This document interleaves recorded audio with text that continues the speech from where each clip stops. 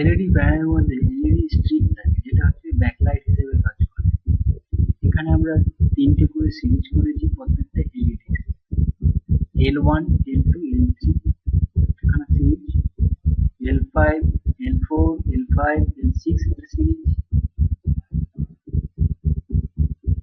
L8, L9, L10 একটা series, L11, L12, L13 একটা series.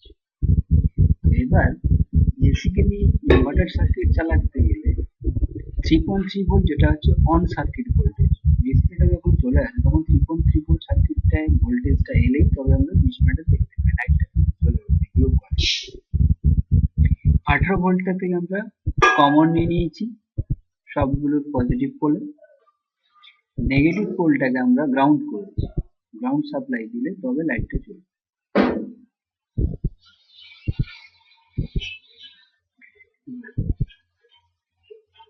এই যে এনপিএন ট্রানজিস্টরের 2N444A এটা বেসিক কনসেপ্ট হলো এর যখন বেসে ভোল্টেজ পায় তখন কালেক্টর ইমিটার একটা সুইচের মতো কাজ করে। এখানে কালেক্টর বেসে ভোল্টেজ দিতে হলে এর অপারেটিং ভোল্টেজ হচ্ছে 3.3 ভোল্ট।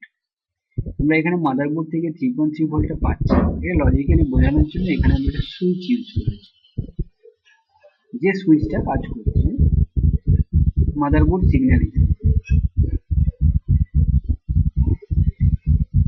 প্রথম Q1 ট্রানজিস্টরের ইমিটারে আমরা 3.3 ভোল্ট দিয়ে রেখেছি। এই Q1 ট্রানজিস্টরটা একটা প্রোটেকশন সার্কিট হিসেবে কাজ করছে, যেটা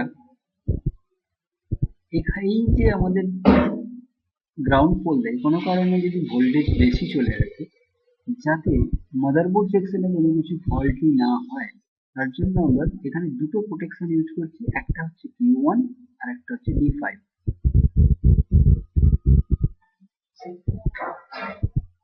Q1 এর বেশি ভোল্টেজটা দিলে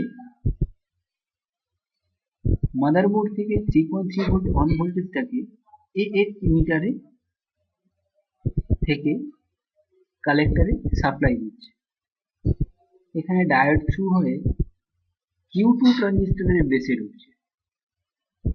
Q2 ট্রানজিস্টর গ্রাউন্ড পোলটাকে এবং গ্রাউন্ড পোলের ইমিটার এবং কালেক্টর সঙ্গে লেগে থাকা সার্কিটের সঙ্গে লাইটটা গ্লো করাচ্ছে।